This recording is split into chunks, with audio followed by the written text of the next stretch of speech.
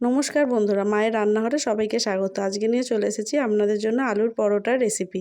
আলুর পরোটা বানানোর জন্য লাগবে আমার ময়দা, সেদ্ধ আলু, ম্যাগি মশলা, লঙ্কা গুঁড়ো, কাস্তুরি মেথি, কাঁচা লঙ্কা, আদা বাটা, নুন আর ভাজা মশলা। প্রথমে আমি আলুকে সেদ্ধ বসিয়ে দিয়েছি।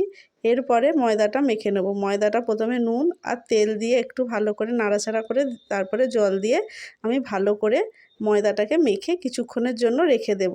ততক্ষণে আলুর যে পুরটা হবে সেই পুরটা আমি বানিয়ে নেব।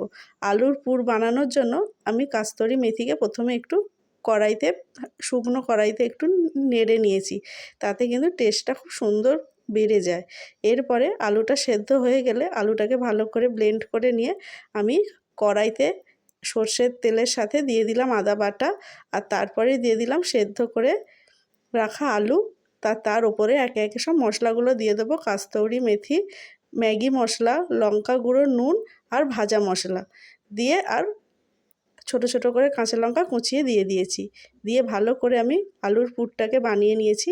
এরপরে ময়দাটাকে গোল গোল লেচির শেপে কেটে নিয়ে তাতে পুর হিসেবে দিয়ে দিয়েছি।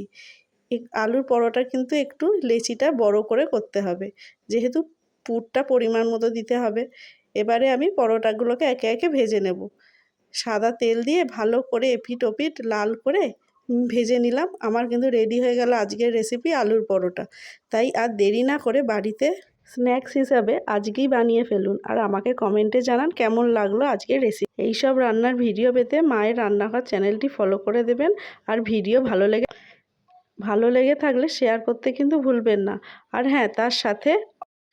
হ্যাঁ, আমি যে বললাম ভাজা মশলা, সেই ভাজা মশলার মধ্যে আছে ধনে, জিরে আর অবশ্যই যারা ইউটিউব থেকে দেখছেন একটা সাবস্ক্রাইব করে দেবেন। তাহলে সবাই তাড়াতাড়ি বানিয়ে ফেলুন আর আমাকে কমেন্টে জানান। আর এই আলুর পরোটার সাথে টমেটো সস দিয়ে জাস্ট জমে যাবে।